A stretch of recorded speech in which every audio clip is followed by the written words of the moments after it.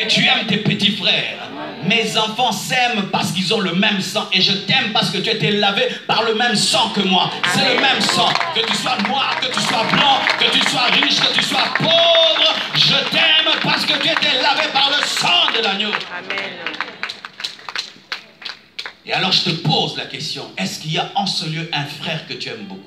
Parce que souvent, lorsque nous parlons de communion fraternelle, ce sont des moments superficiels avec des faux sourires que nous pourrions partager. Est-ce qu'il y a un frère dans cette église que tu aimes tellement au point où quand il ne vient pas à l'église, tu es malade? Est-ce que tu as une sœur dans cette église que tu aimes tellement que lorsqu'elle est dans la joie, tu es dans la joie et quand elle pleure, tu pleures? Quel est son nom? Certains ici même ne connaissent personne. Mais ils disent, je suis chrétien, je vis la communion fraternelle. Avec qui? Avec des chaises. Après le culte, il s'en va, il sort du temple, il ne salue personne. Lui, il ne s'occupe que du pasteur comme si l'église était une université. L'église, ce n'est pas une école, c'est une famille. C'est une famille, c'est une famille, c'est une famille. Il y a des gens qui se glorifient de ne pas être intégrés. Bien aimé, quand tu n'es pas intégré dans l'église, c'est une preuve que tu n'es pas spirituel. Moi, je m'occupe de personne, je ne cause pas avec les gens. Pourquoi j'évite des problèmes? Est-ce qu'il y a un enfant dans la famille qui dit cela? Même si ses frères et sœurs sont problématiques, nous demeurons dans la famille. Mais à l'église, il y a des gens qui se déclarent non intégrés. C'est parce que tu n'as pas la révélation du corps et tu n'as pas la révélation de Jésus. Amen. Voyez les gens qui étaient autour de Jésus-Christ. Un Pierre à côté d'un Judas. C'est terrible. Un Pierre à côté de Judas. Est-ce que tu ressens de l'amour pour ce frère qui est à côté de toi? Ou bien vous êtes assis comme dans un avion? Oui, l'avion, dans l'avion on s'assied. Des fois tu dis pourquoi on a mis ce gaillard à côté de moi? Et il y a des gens aussi à l'église. Mais pourquoi on a mis ce gars à côté de moi? Il ne fait que parler en d'autres langues. Mais il me dérange, il ne sent pas bon. Mais parfume-le. Je te jure. Alléluia.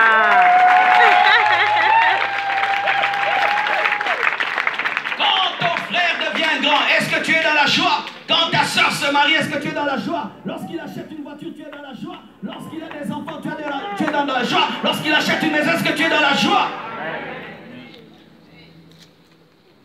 Est-ce que vous vous aimez? Être chrétien sans aimer ses frères en Christ, ce n'est pas être chrétien. Jésus est mort pour ses frères. Il est mort pour nous. Lui, le premier-né, il est mort pour nous. Amen. Il n'y a pas de nouvelle naissance, il n'y a pas de vie de Christ sans communion fraternelle. Amen. Et quand je parle de communion fraternelle, je parle de quelqu'un qui a un nom. Amen. Parce que nous avons des communions fraternelles avec des murs. Oui, communion fraternelle, tu es là. Qui après le culte, là, tu vas causer avec qui? De manière personnelle et profonde. C'est ça le problème des fois, même quand les églises deviennent grandes, pasteur. Les gens deviennent des numéros. Ils sont superficiels avec tout le monde. Salut, salut, shalom, alléluia. C'est tout communion fraternelle. Non, tu connais où j'habite? À ça. Est-ce que tu sais quand je ne vais pas à l'église? À ça. Quand je suis malade, est-ce que tu viens? À ça. Quand j'ai un deuil, est-ce que tu pleures avec moi? C'est ça la communion fraternelle. Amen. Non, c'est plus profond que ça. Je dis c'est plus profond que ça. Amen. Des fois dans nos maisons, on ne se donne pas des bisous, mais on s'aime, n'est-ce pas? Yes. Oui, qui se sont donné des bisous aujourd'hui? Mais tu aimes ton frère. Tu es prêt à te battre pour lui. Tu es prêt à lutter avec lui. Et il y a deux personnes qui m'ont vraiment enseigné dans ce domaine. C'est le frère Jacques et le frère Joseph. Quand je les vois comment ils s'aiment, depuis qu'ils sont enfants, ils se sont mariés, ils ont des enfants. Mais des fois je me dis, mais leur femme risque d'être jalouse. Ils s'aiment à un niveau, tu dis ça c'est l'amour. Est-ce que tu as un frère que tu aimes beaucoup ici? Qui en a? Alléluia. Tu as une sœur que tu aimes beaucoup? Tu en as? Garde-le. Tu as la grâce. Amen. Alléluia. Un autre fruit, c'est l'amour de la parole. La Bible dit dans Acte 2, verset 42, il persévérait dans l'enseignement des apôtres. Lorsque on a la vie de Christ en soi, on aime la parole. Amen. On aime les enseignements plus que les prédications. Amen. Come Il y a on. des gens qui aiment les prédications, ils aiment quand les prédicateurs commencent à vibrer. Amen. On saute, c'était chaud. Oui, on peut faire ça aussi. Mais sachez que cela ne fait pas beaucoup grandir. Yes. Ce qui fait grandir, c'est l'explication de la parole. Alléluia. Tu vois cet enseignement si calme, il y a 10 prédications dedans. Amen. Et dans une prédication, il n'y a pas beaucoup d'enseignement. Mhm. Est-ce que tu aimes l'enseignement? Ceux qui ont la vie de Christ, ils aiment l'enseignement. Ils aiment écouter un prédicateur qui leur explique la parole de Dieu. Amen. Pas qui leur donne Amen. des émotions et Amen. des sensations. Come on. Et qui leur donne des bons cultes. Yes. Mais un prédicateur, quand ils l'écoutent, ils apprennent et ils grandissent. Amen. Même si ça ne vibre pas, mais ils comprennent. Amen. Ton professeur de mathématiques ne vibrait pas lorsqu'il t'enseignait la mathématique, mais aujourd'hui tu es licencié. Alléluia. Gloire à mais Dieu. quand tu n'aimes pas la parole, tu aimes le show à l'église. Et des fois on peut croire que tu aimes la parole alors que tu es un showman. Alléluia. Quand on t'enseigne la parole calmement, comment tu te sens? Tu t'ennuies? Tu as un problème, tu n'as pas la vie de Christ. Yes. Des fois, il faut qu'on te chauffe pour que tu ne dormes pas. C'est parce que tu as un problème, tu ne l'aimes pas beaucoup. Quand tu aimes beaucoup une femme, qu'on te parle d'elle en vibrant, sans vibrant, tu écoutes pourquoi tu l'aimes. Quand on aime la parole, on lit la parole. Amen. On lit la parole. On n'a pas que sa Bible. Eh, ma Bible est belle. Eh, c'est quelle version Thompson? Mais on lit la Bible. Quel est le verset que tu as lu aujourd'hui? Quel est le verset que tu as lu hier? Quel est le chapitre que tu viens de terminer? Alléluia. Quel est le personnage biblique que tu es en train d'étudier? Des chrétiens sans Bible. On maîtrise WhatsApp, YouTube, Facebook, Come on. Imo, Viber, Instagram. Snapchat. Est-ce que tu lis ta Bible? Est-ce que tu connais la Bible? Combien de chapitres tu oses lire par jour? Nous avons le temps pour tout, mais pas pour lire la Bible. Un problème. Yes. Frères et sœurs, ne vous y trompez pas. Nous ne vous prêcherons jamais la Bible de Genèse Apocalypse. Car nous, prédicateurs, nous prêchons ce que nous lisons. Et si l'Esprit ne m'amène pas dans Chronique, je ne prêcherai jamais les engendres. Mais il se fait que ton miracle est dans engendrant. Amen. Il y a des prédicateurs qui ne prêcheront jamais Chronique de Chronique, qui ne prêcheront jamais Nahum, Habakkuk, Sophonie. Mais Dieu t'attend dans Sophonie. Tu dois lire Sophonie toi-même. Alléluia. C'est du self-service. Yes. Come on. Car sachez ceci. Qu'est-ce qu'un enseignement, une prédication? C'est lorsque j'ai tellement mangé et j'ai ruminé, je viens vomir. Et je ne donne que ce que j'ai mangé. Yes, Et ce yes. que je n'ai pas mangé, je ne le vomis donne pas. pas, Et yes. tu auras toujours à recevoir ce que j'ai lu. Mais il y a des choses que tu dois recevoir sans que je lise. Amen. Frères et sœurs, tu te dis chrétien, mais comment tu n'arrives pas à lire la Bible? Le jour que j'ai donné ma vie à Christ, il n'y avait pas un pasteur à côté de moi. Mon esprit me disait, va lire la Bible, va Yes, lire la Bible. yes. Je suis allé lire, je lisais debout. J'étais dans le bus, je lisais. À l'école, je lisais. À la récréation, je lisais. Je voulais connaître le Dieu qui m'avait sauvé. Amen. Je voulais connaître l'histoire d'Israël. Je voulais connaître mon futur. Je voulais connaître quels sont mes droits et mes devoirs. Je voulais connaître ce Jésus-Christ en profondeur. Et en moins d'un temps, j'avais fini de lire mon Nouveau Testament. Come on. Et quand je parlais, on disait, tu es pasteur, tu es prédicateur. Je viens de me convertir. Est-ce que vous lirez même ces versets que vous écrivez? Oui, aujourd'hui, écrire les versets en plein culte, ça fait fashion, c'est tout. Ouais. C'est tout. C'est cool, c'est ouais. Come on. Oui, tu écris et tu écris. Est-ce que tu relis? Yes. Pourquoi vous n'aimez pas la Bible? C'est parce que vous n'aimez pas Jésus. Amen. Car l'amour pour Christ te conduira vers sa parole. Yes. Te conduira vers sa parole. Amen. Bien-aimé, si quelqu'un que tu aimes t'écrit un SMS, un WhatsApp, Je vais les lire et avec les beaucoup de relire. cœur et de bisous, tu liras. Yes. Je vous dis que la Bible, c'est le WhatsApp de Jésus-Christ. Amen. Amen. Comment tu ne lis pas?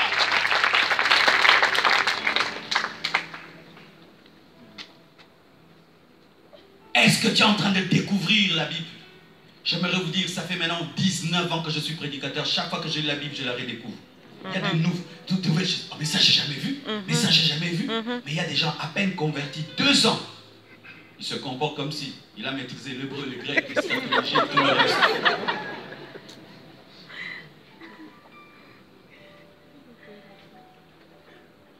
Il se peut que tu n'es pas chrétien, mais tu penses être chrétien. Si un enfant naît, il aime le whisky, mais n'aime pas le lait, bien aimé, faites très attention. Amen. Tu aimes beaucoup les séries, mais tu n'aimes pas la Bible. Tu peux suivre une série pendant 2 heures du temps, mais tu ne peux pas lire la Bible pendant 10 minutes. Et tu dis que tu es chrétien. Tu es quel genre de chrétien? Tu penses que Jésus ferait ce que tu fais?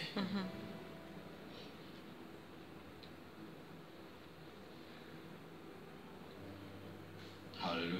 Amen. La haine du péché. Acte 2, verset 43 dit, il persévérait. Plutôt, et la crainte s'emparait de chacun et se faisait beaucoup de miracles par les mains des apôtres. La haine du péché.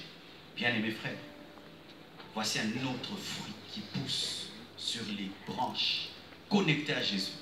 C'est la haine du péché. Tu mets la musique mondaine quand seulement tu reçois Jésus. Tu ne supportes plus cette musique-là. Tu ne supportes plus les clips là. Yes. Toi-même, tu prends le CD, tu le Amen. casses. Amen. Alléluia. Amen. Tu vois, tu effaces dans ton téléphone ces musiques bizarres. On ne te dit pas. Tu as la haine du péché. Tu n'arrives Amen. pas. Amen. Tu vivais dans le mensonge, tu vas, tu dis la vérité. Tu vivais avec un mari de truc, tu dis c'est fini. Tu avais une copine, tu dis fini les bisous. Tu dis, c'est toi-même qui le dis. Frère, si tu ne sens pas de la haine et l'aversion pour le péché, fais attention. Il se peut que tu n'as pas Christ. Tu es un religieux. Tu viens à l'église. Nous te connaissons, mais Jésus ne te connaît pas. Amen. Quand tu es dans le péché, comment tu te sens? Mal à l'aise ou tu as la paix? La paix que tu as dans le péché révèle que tu as une mauvaise nature qui n'est pas divine. Tu es un arbre, une branche qui ne porte pas de fruits, qui sera coupée.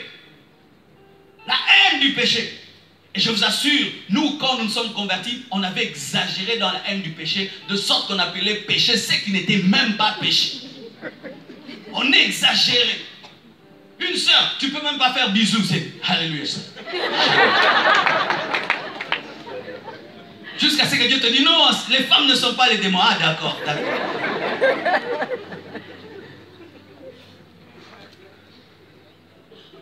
Mais toi, tu es dans une vie de mélange. Mais tu te dis chrétien. Tu es dans une relation avec un mari qui t'a même pas épousé. Et tu te dis chrétienne. Vous faites des bébés ensemble sans mariage. Et vous vous dites chrétien. Come on. Pourquoi vous êtes chrétien? Tu t'enivres, tu es chrétien. Quel genre de chrétien? Un chrétien ivrogne. Quel chrétien tu es? Tu as toujours des raisons pour persévérer dans le péché. Tu peux endoctriner quelqu'un même dans le mal. Tu es capable d'entraîner quelqu'un dans le péché, mais tu es chrétien. Samedi, tu vas dans les boîtes de nuit, mais tu es chrétien. Tu as une vie d'hypocrisie, une vie de duplicité. Amen. Le véritable toi, on ne le connaît pas. On ne le connaît pas. On ne le connaît pas. Mais tu te dis chrétien. Ça, c'est quel genre de chrétien? Tu penses que Jésus-Christ donne aux gens des masques? Et ce qui est terrible, c'est que tu as la paix dans cette vie-là. C'est pas que ça te dérange, parce que certains, ils ont une mauvaise vie et ça les dérange. Mais toi, tu as la paix et tu t'arranges pour maintenir cette vie de duplicité où à la fois tu es honoré, respecté à l'église et tu es dans le monde. Frères et sœurs, moi je te conseillerais ceci. Suspends-toi toi-même. Amen. Suspendez-vous. Yes. Tu es choriste, tu mènes une mauvaise vie. Même si le pasteur ne le sait pas, tu te suspends. Amen. Alléluia. Tu es honoré à l'église, mais tu sais que tu as une mauvaise vie. Tu te suspends toi-même. Yes. N'attends pas qu'on le découvre qu'il y a un scandale. Tu te suspends toi-même. Pourquoi? Lorsque tu reçois l'honneur à l'église et tu vis dans le péché, tu risques d'être anesthésié contre la vérité. Amen. Anesthésié contre la vérité. Car aujourd'hui, les gens aiment servir Dieu, mais ils ne veulent pas marcher dans la crainte de Dieu. Amen. Amen. Amen. Ne lui Come on. prive pas de faire son Come on. protocole. Ne lui prive pas de chanter sa chanson. Ne lui prive pas ses responsabilités. Ne lui prive surtout pas. Ne lui prive pas. Mais qu'il soit impudique, qu'il soit ivrogne, Alléluia. Elle accepte. Ne lui privez pas de servir sans Jésus. Sans Jésus, toi tu lèves.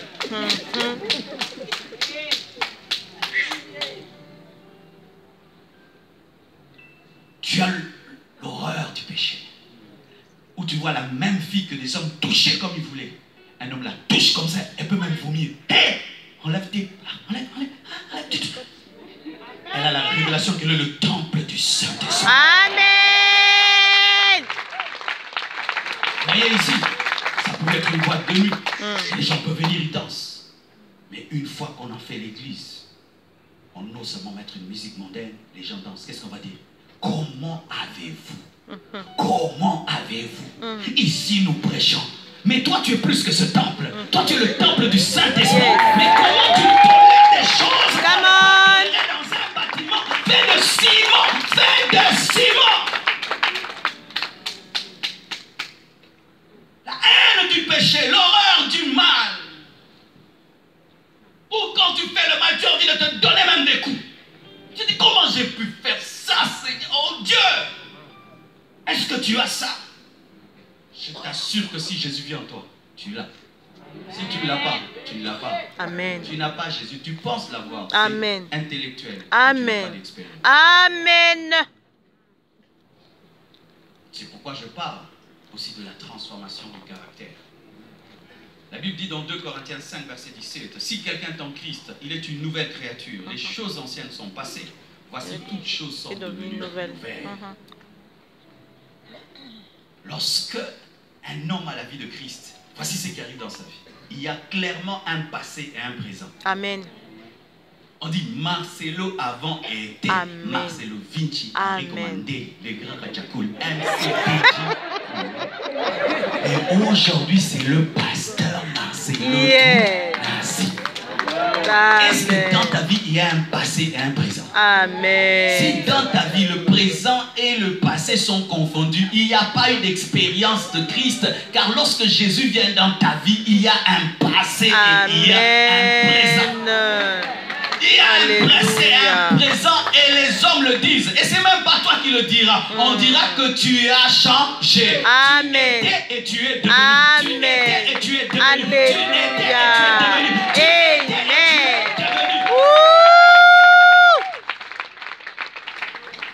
Dans le monde, tu étais quelqu'un qui parlait, qui médisait, médisance. Et à l'église aussi, tu continues les médisances en Christ. Les médisances païennes, maintenant c'est en Christ. Tu n'as pas changé. Amen. À Kinshasa, on les appelle les mamas et oiseaux. Tu sais. Et tu amènes ça à l'église aussi, des médisances, des calomnies, des médisances, des calomnies. Tu n'as pas changé. Orgueilleux quand tu étais païen. C'était l'orgueil des vêtements. Maintenant tu as l'orgueil de la Bible.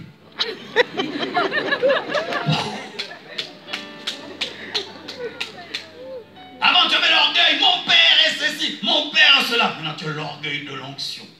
Tu as senti la dimension.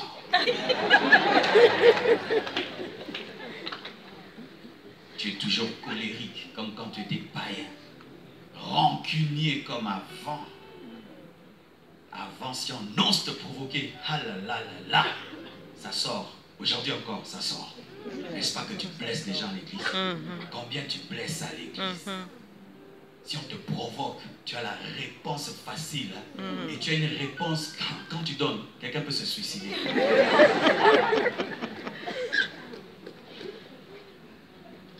Et les gens qui n'ont pas changé, écoutez souvent comment il parle. Fais attention, frère. Moi, dans le monde, non. Quelqu'un qui est mort ne dit jamais ça. Les morts ne parlent pas de leur passé. Amen. Frère, arrête, frère. Moi dans le monde, moi dans le monde, je t'assure. Ah, tu as la grâce. Tu vas trouver converti.